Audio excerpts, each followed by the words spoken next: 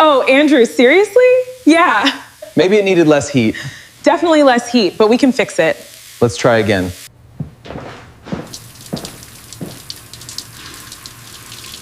What exactly are you doing with my son? Look at this house, Andrew. Look at everything we've built. Is Grace worth all this? If Grace isn't welcome here, then maybe I don't belong here either. I have made my decision, and I won't change my mind. You can't be serious. This is madness. Andrew, what are you doing? Mother, it's not what you think. I was just helping. Helping with the dishes? Don't insult me. It's not a big deal. Leave her to it.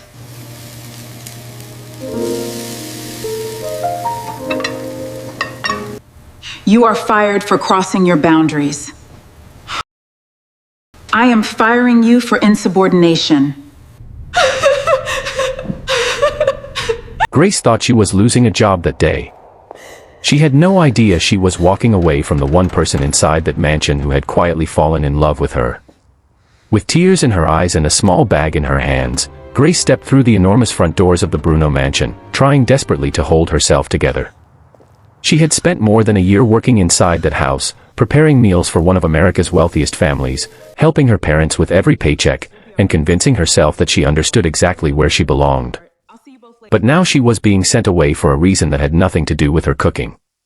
From an upstairs window, 30-year-old Andrew Bruno watched her leave. He wanted to run after her, but he knew his mother was watching. And somewhere between that moment and the silence that followed, Andrew realized that losing Grace hurt far more than he ever expected. The Bruno family lived in a world Grace could only see from a distance. Their mansion was enormous, their lives were surrounded by comfort, and money had given them access to places Grace had never imagined entering. Grace came from a humble family. Her parents, David and Sarah, depended partly on the money she earned, and she had always considered her job more than employment. It was her way of helping the people she loved. She never entered the Bruno home believing she could become part of their family. She simply wanted to work hard, remain respectful, and build a better life. But Andrew saw something his mother refused to see. He noticed her kindness. He admired her discipline. He loved the way she could walk into a kitchen full of expensive ingredients and turn them into something unforgettable. At first, their conversations were harmless. Then Andrew started finding reasons to visit the kitchen.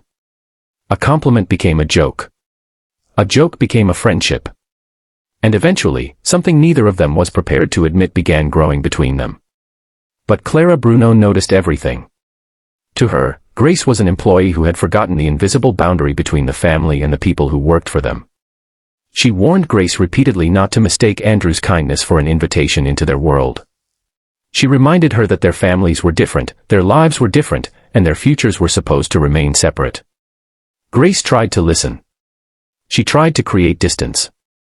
But feelings don't always disappear simply because someone orders them to. And when Clara finally realized that her son wasn't simply being friendly with Grace anymore, she made a decision she believed would solve everything. She fired Grace. Clara thought removing one woman from her mansion would restore control over her son's life. What she didn't understand was that the moment Grace walked away was the moment Andrew finally realized just how much he had to lose. And Clara was about to discover that you can control someone's surroundings, their opportunities, even their family name, but you cannot always control who they choose to love. To understand why Grace's presence inside the Bruno mansion became such a problem, you first have to understand the world she had stepped into. The Bruno family had everything money could buy. Their home was the kind of mansion most people only ever saw in magazines, surrounded by manicured grounds, expensive cars, private spaces, and the quiet confidence that came from generations of financial security. Mr. Bruno had built a highly successful business and spent much of his life protecting the reputation that came with it. Clara Bruno, however, treated that reputation almost like a family law. She believed that the people around them reflected who they were, and she had very strict ideas about who deserved access to their world. To Clara, social status wasn't simply about money. It was about belonging. It was about maintaining the right connections, protecting the family name, and making sure her son never made a decision that could lower the family's standing. Andrew had grown up surrounded by those expectations. He had never known what it meant to worry about rent, unpaid bills, or whether one difficult month could change his family's entire future. But despite everything his parents had taught him, Andrew had developed a very different view of people. After spending time overseas, he returned home at 30 with a broader understanding of the world and far less patience for judging people by their bank accounts. He was comfortable with his wealth, but he wasn't defined by it. He could sit at an expensive dinner table one evening and walk into the kitchen the next morning simply because he wanted to know who was preparing his food. That was how Grace first caught his attention. She wasn't trying to impress him. She wasn't asking for favors. She wasn't pretending to be someone she wasn't. She was simply doing her job, quietly carrying the responsibility of helping David and Sarah while trying to build something better for herself. And perhaps that was exactly what made Andrew notice her. The more he watched Grace, the more he began to see qualities he rarely encountered in the world he had grown up in. There was humility in her. There was strength. There was something genuine that money couldn't manufacture. At first, nothing about their interactions appeared dangerous. Andrew would compliment a meal. Grace would smile and explain how she prepared it. He might ask about a particular ingredient or make a joke while passing through the kitchen. Ordinary moments. Completely harmless on the surface. But Clara had spent years learning to recognize anything that could threaten the life she had carefully built around her son. And one afternoon, Andrew walked into the kitchen while Grace was preparing dinner. He leaned against the counter, asked her about the dish she was making, and stayed longer than he needed to. Grace laughed at something he said. Andrew smiled back. Neither of them understood the importance of that moment yet. But from somewhere nearby, Clara noticed the interaction. And what she saw was not a wealthy son speaking to an employee. She saw the first crack in a boundary she intended to keep intact. Because sometimes the most dangerous relationships don't begin with rebellion. They begin with something as simple as two people discovering that they enjoy talking to each other. But to understand why that ordinary conversation in the Bruno kitchen would eventually become so important, you have to understand the woman standing on the other side of the kitchen door. Grace had never grown up believing the world owed her anything. Her family had known financial hardship for years, and David and Sarah had taught their daughter early that dignity was not measured by how much money a person had. Their home was modest, their resources were limited, and there were times when even ordinary expenses required careful planning. Grace knew exactly what it meant to worry about the next paycheck. That was why the position inside the Bruno mansion mattered so much to her. It wasn't simply a job serving a wealthy family. It was the reason she could send money home, help her parents with their expenses, and contribute to the household that had supported her long before she had anything to give back. Grace took enormous pride in her work. She treated every meal as though it represented something more than food. She learned the Bruno family's preferences, remembered their favorite dishes, and worked long hours without complaining. She understood that she was entering a world far removed from her own, but she never entered that mansion expecting to become part of it. Grace knew the social distance between herself and the Brunos. She knew Andrew had been raised with opportunities she could only dream about. She knew Clara belonged to a world where wealth, connections, and family reputation carried enormous weight. And because of that, Grace was careful. She never demanded attention. She never acted entitled. She never tried to use Andrew's kindness for her own advantage. If anything, she tried to create distance whenever she sensed his friendliness becoming too personal. But there was something Grace didn't understand yet. While she was constantly measuring the distance between herself and the Bruno family, Andrew wasn't measuring that distance at all. He was looking at the person standing in front of him. He noticed how Grace spoke about her parents. He noticed how seriously she took her responsibilities. He noticed that despite everything she lacked, she carried herself with a quiet confidence that money could not buy. And the more Andrew noticed, the more often he found himself returning to the kitchen. At first, Grace assumed he simply enjoyed asking questions about food. Then she realized he seemed to enjoy being around her. He would ask what she was preparing, taste something she had made, and compliment her work with genuine appreciation. Grace tried to dismiss it as ordinary kindness. She had no idea that those small conversations were slowly becoming the part of Andrew's day he looked forward to most. And while Grace was still determined to remember exactly where she stood, Andrew was beginning to wonder why the woman everyone considered an outsider felt more genuine to him than almost anyone inside his own world. At first, Andrew's visits to the kitchen were easy to explain.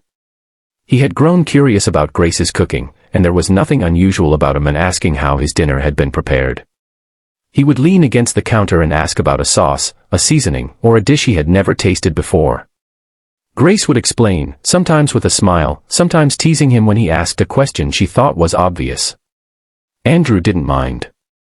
In fact, he seemed to enjoy being corrected by her. Then the conversation started lasting longer. He began complimenting Grace's meals before anyone else had even sat down to eat. Occasionally, he would leave a generous tip and tell her that she deserved it. Grace appreciated the gesture, but she never behaved as though his money impressed her. That surprised Andrew. He had grown up surrounded by people who knew exactly what his family's wealth could provide. Grace seemed completely uninterested in any of it. She cared about doing her work well, getting paid fairly, and making sure David and Sarah were okay. For Andrew, that difference became strangely refreshing. Before long, Andrew was finding reasons to return to the kitchen even when he had no real reason to be there. Sometimes he would ask Grace about her day. Other times, they talked about food, travel, family, or the things they hoped to accomplish someday. Grace slowly became more comfortable around him. The careful distance she had maintained at the beginning began disappearing one conversation at a time. She would laugh at his jokes. He would deliberately say something ridiculous just to hear her laugh again. Neither of them called it friendship yet, but they were becoming two people who genuinely looked forward to seeing each other. And there was something else happening beneath those ordinary conversations. Andrew was beginning to realize that Grace treated him exactly the same way she treated everyone else. She didn't flatter him because he was wealthy. She didn't change her personality because he was the heir to a successful family. She simply treated him like Andrew. But inside the Bruno mansion, that growing comfort did not go unnoticed. Clara began seeing her son differently whenever he came out of the kitchen. She noticed the smile on his face. She noticed how often he mentioned Grace. She noticed how easily he laughed around her. And the more Clara watched, the more uncomfortable she became. To Andrew, nothing dangerous was happening. To Grace, it was simply a friendship she was already afraid might become too complicated. But Clara saw something else entirely. She didn't see two people discovering that they enjoyed each other's company. She saw the beginning of a relationship that could cross a boundary she had spent Andrew's entire life protecting. And from that moment forward, Clara began watching the kitchen much more closely. Because Clara didn't see a friendship forming. She saw a threat. Clara had watched long enough. One afternoon, she waited until Grace was alone in the kitchen before confronting her. There was no audience, no shouting, and no need for Clara to raise her voice. Her message was clear enough without it. Andrew was her son, she said, and he belonged to a completely different world. Grace needed to understand the difference between kindness and permission. Andrew might enjoy talking to her, but that did not mean Grace should become emotionally attached to him. She was employed to cook for the Bruno family, nothing more. Clara reminded her that people in their position had expectations to maintain, relationships to protect, and a family reputation that could not be treated casually. Then came the warning Grace had been dreading. If Clara ever saw her becoming too close to Andrew again, she would lose her job. For Grace, those words were humiliating because she had never intended to cross the boundary Clara was accusing her of approaching. She stood quietly and listened, fighting the urge to defend herself. She knew what her job meant to David and Sarah. She couldn't afford to lose it. More importantly, she didn't want Andrew's kindness to become the reason her family suffered. So Grace did something she believed would protect everyone. She began pulling away. When Andrew entered the kitchen, she became quieter. When he tried to joke with her, she answered politely instead of laughing. When he stayed to talk, she found reasons to keep working. Andrew noticed almost immediately. The woman who had once smiled whenever he walked through the door now seemed determined to avoid looking at him. He asked her what was wrong. Grace simply told him she was tired. He asked again another day. She gave him the same answer. But Andrew knew something had changed, and he couldn't understand why. Then Mr. Bruno approached his son. His conversation was very different from Clara's confrontation with Grace. He didn't insult her, question her character, or suggest that she was beneath the family. Instead, he spoke to Andrew as a father. He reminded him that relationships between employers and employees could become complicated very quickly. He talked about reputation, expectations, and the consequences that could follow if Andrew became emotionally involved with someone who worked inside their home. Mr. Bruno wasn't demanding that his son stop speaking to Grace. He was asking him to think carefully before allowing emotions to create a situation neither of them could easily control. Andrew listened. But something about the warnings had the opposite effect. Instead of forgetting Grace, he became more determined to understand why she was suddenly keeping her distance. He began wondering what had happened when he wasn't around. Why was she afraid to look at him? Why had her warmth disappeared almost overnight? And the more Andrew searched for an answer, the closer he came to a truth Clara had desperately hoped he would never discover. Because warnings have a strange effect on young men. Sometimes they don't create distance. Sometimes they make them look closer. Instead of creating distance, Andrew's unanswered questions pulled him closer to Grace. He began looking for small opportunities to speak with her without drawing attention. Then one afternoon, he asked her something she never expected. Could she teach him how to cook? Grace laughed because Andrew Bruno, who had grown up surrounded by private chefs and expensive restaurants, couldn't even properly prepare some of the simplest dishes she made. But she agreed. What began as a harmless lesson quickly became another reason for Andrew to return to the kitchen. He made mistakes, forgot instructions, added ingredients at the wrong time, and laughed at himself whenever Grace corrected him. For the first time, Grace wasn't thinking about Clara's warnings. She was simply enjoying the moment. As the lessons continued, their conversations became more personal. Grace spoke about David and Sarah and the sacrifices they had made for her. She told Andrew why working so hard mattered to her and how much she wanted to give her parents a more comfortable life. Andrew listened carefully. In return, he began sharing things about himself that he rarely discussed with his parents. He talked about growing up surrounded by expectations and how exhausting it could be to feel that every decision had to protect a family name. Grace didn't judge him. She simply listened. And somewhere between recipes, laughter, and quiet conversations, Andrew began questioning something he had once accepted without thought. Why did money have to determine who deserved respect? Why did the circumstances of someone's birth decide whether they were worthy of love? The kitchen slowly became their private little world. Andrew would help Grace prepare ingredients, carry dishes, and clean up after they finished. Grace initially protested whenever he tried to help, afraid Clara might see them. But Andrew insisted. One evening, after they had finished preparing dinner, Andrew picked up a towel and began washing the dishes. Grace watched him for a moment before bursting into laughter. Andrew looked at her and laughed too. For a few precious minutes, the mansion disappeared around them. There was no wealthy family. No employee. No social hierarchy. No warnings. There were simply two people standing in a kitchen, enjoying each other's company. Then the kitchen door opened. Clara Bruno stood there. She looked at her son. Then at Grace. Then back at the dishes in Andrew's hands. Her expression changed instantly. To Grace, it was an innocent moment. To Andrew, it was nothing more than helping someone he cared about. But Clara saw something completely different. Her wealthy son was standing beside an employee, washing her dishes, laughing with her as though the boundaries Clara had spent years enforcing simply didn't exist. And in that single moment, Clara realized her warnings had failed. Andrew wasn't moving away from Grace. He was moving closer. For a few seconds, nobody moved. Clara Bruno stood in the kitchen doorway staring at her son as if she had walked into a scene that should never have existed. Andrew was still holding the dish towel. Grace stood beside him, suddenly aware that the laughter from moments earlier had disappeared completely. Clara's eyes moved from Andrew to the sink, then back to Grace. Her voice was controlled, but the anger underneath it was impossible to miss. She asked Andrew why he was washing dishes when the family was paying Grace to do exactly that. Then she turned toward Grace and demanded an explanation. What exactly was Grace being paid to do? Why was she allowing Andrew to work for her? Had she somehow forgotten who employed her? Grace tried to answer respectfully, explaining that Andrew had chosen to help and that she had never asked him to do anything. But Clara wasn't interested in an explanation. She wanted someone to blame.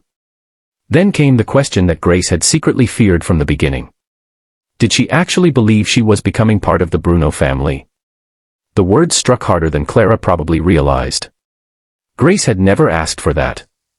She had never demanded Andrew's attention, never requested his money, and never imagined herself living inside their world. She was simply a young woman trying to earn a living and support David and Sarah. But Clara had already decided that the boundary had been crossed. Andrew stepped forward and defended Grace. He told his mother that he had asked to learn from Grace, that he had chosen to help with the dishes, and that none of it was Grace's fault. He expected Clara to understand. Instead, her anger intensified. For the first time, Grace stopped trying to explain herself. She understood something Andrew had not yet fully accepted. This wasn't really about a sink full of dishes. It wasn't about Grace doing her job or Andrew helping her. Clara was afraid of what their growing connection represented. Every conversation, every laugh, every moment Andrew spent in that kitchen was another reminder that her son was beginning to make choices she couldn't control. Grace lowered her eyes and returned to work, but inside, something had changed. She knew that no matter how carefully she behaved, Clara was no longer willing to tolerate her presence. Grace had survived Clara's warnings before. She had endured the reminders about class, money, and family reputation. But this time, Clara wasn't threatening her. This time, she was preparing to fire her. Clara Bruno had made her decision. By the following morning, Grace was no longer being treated like an employee who had made a mistake. She was being treated like a problem that needed to disappear. Clara called her into the office and delivered the news without hesitation. Grace was fired. There would be no discussion, no second chance, and no opportunity to prove herself. Grace stood quietly, trying to keep her emotions under control. She knew arguing would only make things worse. But what hurt most wasn't losing the job. It was knowing exactly why she was losing it. Andrew found out almost immediately. He confronted his mother and demanded to know how she could dismiss someone who had done nothing wrong. He reminded her that Grace had worked for their family for more than a year, that she had never neglected her responsibilities, and that she had always treated everyone in the house with respect. But Clara refused to reconsider. She insisted that the decision was final. In her mind, protecting the Bruno family's reputation mattered more than Andrew's feelings. Mr. Bruno watched the argument unfold with a conflicted expression. He knew Grace was an excellent employee, but he also knew how determined his wife could become once she believed the family's image was at stake. He said little, leaving Andrew frustrated and Grace increasingly heartbroken. Later that afternoon, Grace returned to the kitchen and began packing the few belongings she had kept there. A small bag. A few personal items. Nothing that suggested she had ever belonged in that enormous mansion. She walked slowly through the rooms she had cleaned, the kitchen where she had cooked countless meals, and the hallway where she had once laughed with Andrew. Every step felt like another piece of her life being taken away. Upstairs, Andrew watched from a distance, unable to change what was happening. When Grace finally reached the entrance, she looked back. Andrew was standing at the end of the hallway. Their eyes met. Neither of them spoke. But that single look carried everything they were too afraid to say. Grace walked through the doors and disappeared down the driveway. She hadn't been fired because her cooking wasn't good enough. She hadn't failed the Bruno family. She hadn't broken any rule that mattered. She had simply become someone Clara feared her son might genuinely love. And Clara believed that by removing Grace from the mansion, she had finally solved the problem. She was wrong. Because sometimes removing a person from your life doesn't remove the feelings they left behind. And for Andrew Bruno, Grace's departure was about to force a decision that would challenge everything his family had taught him about love, wealth, and belonging. Grace's departure left a silence behind that money could not fill. When she finally reached home, David and Sarah immediately noticed that something was wrong. Their daughter had walked through the door carrying the same small bag she had arrived with, but the confidence she once carried was gone. Sarah asked what happened. Grace tried to smile and told them she had been fired. For a moment, neither parent knew what to say. They understood what the loss meant. Grace's income had helped pay bills, buy groceries, and keep their household moving forward. David looked away, trying to hide his disappointment, while Sarah pulled her daughter into an embrace and reminded her that a job could be replaced. A person's worth could not. Grace nodded and insisted she would be fine. But later that night, when her parents had gone to sleep, she sat alone in her room and finally allowed herself to cry. She wasn't only mourning a paycheck. She was mourning someone she had never expected to lose. Across town, the Bruno mansion was just as quiet. Clara had already arranged for another chef to take Grace's place. From the outside, everything appeared normal again. The mansion was still enormous. The dining room was still perfectly arranged. The staff continued moving through the house as they always had. But Andrew barely noticed any of it. When the new chef served dinner, he pushed the plate away. The food wasn't necessarily terrible, but it wasn't Grace's cooking. More importantly, it didn't carry the memories attached to every meal she had prepared. Clara repeatedly asked Andrew what was wrong, but he offered almost nothing in response. He spent longer hours in his room, avoided family conversations, and stopped enjoying the privileges he had once taken for granted. The mansion that had always felt like home suddenly felt strangely empty. His parents couldn't understand it. Clara believed Andrew was simply upset about losing an employee he had become too attached to. But Andrew knew the truth was much deeper. He wasn't missing the meals. He wasn't missing the kitchen. He was missing Grace. Every room seemed to remind him of her. The kitchen reminded him of their conversations. The dining room reminded him of her cooking. Even the quiet hallways seemed to carry the memory of her laughter. And while Andrew sat alone inside a mansion filled with everything money could buy, Grace sat alone in a modest home wondering whether she would ever see him again. Two houses. Two completely different worlds. One empty feeling. They were separated by wealth, distance, and Clara's decision. But neither of them could stop thinking about the other. And slowly, Andrew began reaching a conclusion that could change everything. If his parents were willing to destroy the relationship before it had even begun, perhaps the only way forward was to stop asking for their permission. For the first time in his life, Andrew began to understand that having everything did not mean having what mattered most. He had grown up surrounded by wealth, comfort, and opportunities most people could only dream about. Yet now, sitting alone inside the mansion, he would have traded all of it for one ordinary conversation in the kitchen. He kept remembering Grace's laughter, the way she explained her recipes, the small stories she told about David and Sarah, and the way she treated him like an ordinary person rather than the heir to a wealthy family. She had never been impressed by his money. She had never tried to use his position to get closer to him. In fact, she had done everything possible to keep her distance. And somehow, that was exactly what had made him want to know her more. Andrew began asking himself a question he could no longer avoid. Why did Grace's absence hurt this much? Why did a house filled with people suddenly feel empty because one person was gone? Why had losing a family employee affected him more deeply than anything he could remember? The answer was becoming impossible to ignore. This wasn't simply friendship anymore. Somewhere between the conversations, the laughter, the shared meals, and those quiet moments in the kitchen, Andrew had fallen in love. For the first time, he realized that the woman his mother considered beneath the family had become the person he couldn't imagine living without. And that realization forced Andrew to make a decision. He walked downstairs and confronted his parents. Clara immediately sensed something was different about him. Andrew was no longer asking for understanding. He was telling them he was unhappy. He told them that the mansion no longer felt like home and that he could not continue living under rules that dictated who he was allowed to respect, speak to, or love. Clara tried to remind him of everything the family had given him, but Andrew wasn't talking about money. He was talking about his life.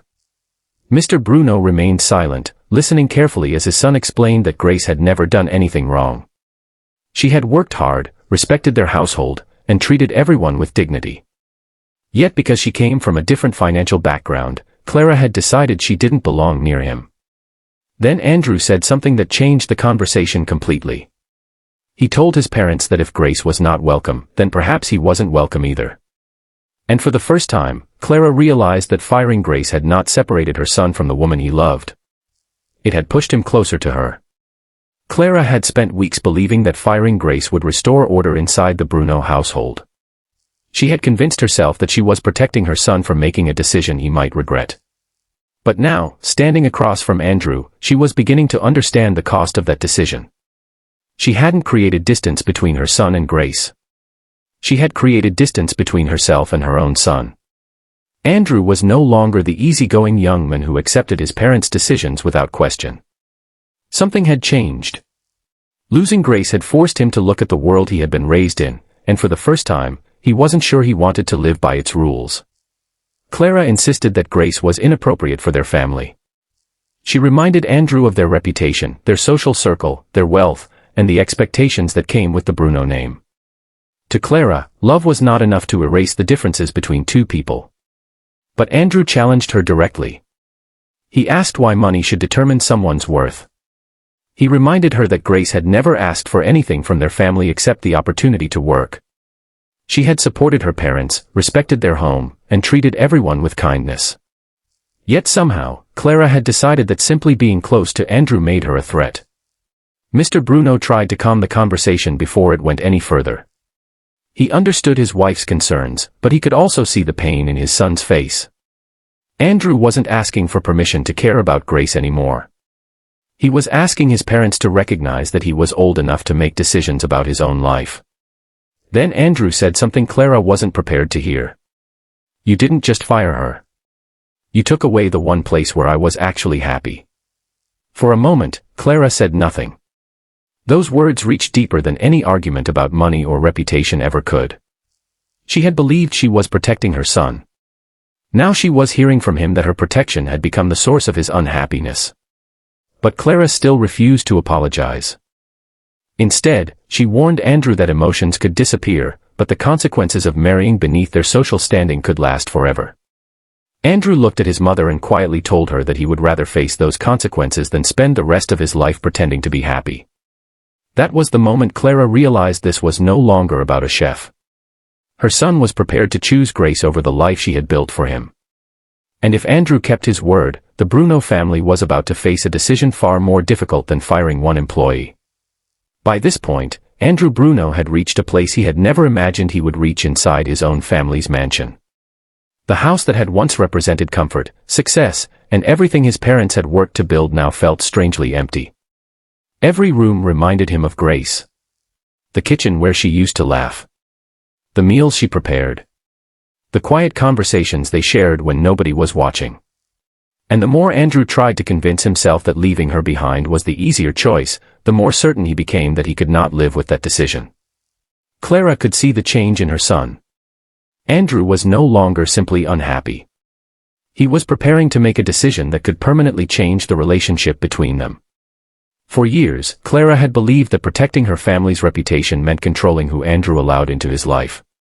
She had never considered that her efforts to protect him could eventually make him want to walk away from the very family she was trying so desperately to preserve. Mr. Bruno sensed the same danger, but even he struggled to know how to repair what had already been damaged. Miles away, Grace was facing a different kind of battle. Sarah watched her daughter spend day after day grieving over a man she believed she had no right to love. She reminded Grace that losing one job did not mean losing her future. She encouraged her to start looking for work again, to rebuild her confidence, and to stop allowing the Bruno mansion to determine her worth. Grace listened quietly. She knew her mother was right. She also knew that moving forward would mean accepting that Andrew might never come back. That night, Grace finally began preparing herself to search for another job. At almost the same moment, Andrew began making plans to leave his family's home. Neither of them knew what the other was about to do. One was preparing to walk away from the only family he had ever known. The other was preparing to disappear from his life completely. And neither understood that their separate decisions were about to bring them closer to a moment neither of them could escape. Before we continue, let us know in the comments where you're watching from. We'd love to hear from you, and don't forget to hit that subscribe button so you never miss any of our upcoming videos. Sometimes the most important decisions are made in silence. No argument. No dramatic announcement. No one standing nearby to witness the moment everything changes. Just a person alone with their thoughts, finally admitting the truth they have spent weeks trying to avoid. For Andrew Bruno, that moment came late one night inside the mansion where he had grown up. The house was quiet, but his mind was not. He thought about Grace's laughter, the way she spoke about her parents, the meals she prepared with such care, and the simple way she treated him like a human being rather than the wealthy heir everyone else saw. He remembered how comfortable he had felt around her. And then, for the first time, Andrew stopped searching for another explanation. He finally admitted what his heart had been telling him all along. He loved her. Across town, Grace was awake too. Her parents had gone to bed, but she remained alone, staring into the darkness and wondering whether loving Andrew had been a mistake. She knew his family had money, influence, and connections she could never compete with. She knew Clara had already made her feelings painfully clear. And Grace couldn't stop wondering what would happen if Andrew truly chose her. Would Clara forgive them? Would Mr. Bruno accept them? Or would Grace become the reason Andrew lost his family? Yet despite every fear, Grace couldn't erase the memories they had created together. She remembered Andrew standing beside her in the kitchen, laughing when he made mistakes while trying to cook. She remembered him washing dishes simply because he wanted to help. She remembered the way he looked at her when nobody else was around. Those moments had never felt like a wealthy man entertaining a servant. They had felt real. That night, two people in two completely different homes lay awake thinking about the same person. Andrew had everything his family could provide, yet he felt as though something essential was missing. Grace had very little, yet she had experienced a kind of happiness money couldn't buy. Neither knew what the next morning would bring. But one thing had changed forever. Andrew was no longer asking whether he could live without Grace. He was asking what he was willing to sacrifice to have a life with her. And somewhere between fear and hope, the question that had once seemed impossible was becoming unavoidable. What happens when love finally forces someone to choose? If you were Andrew, would you choose your family or the woman you love? Comment family if he should obey his parents, or love if he should fight for Grace.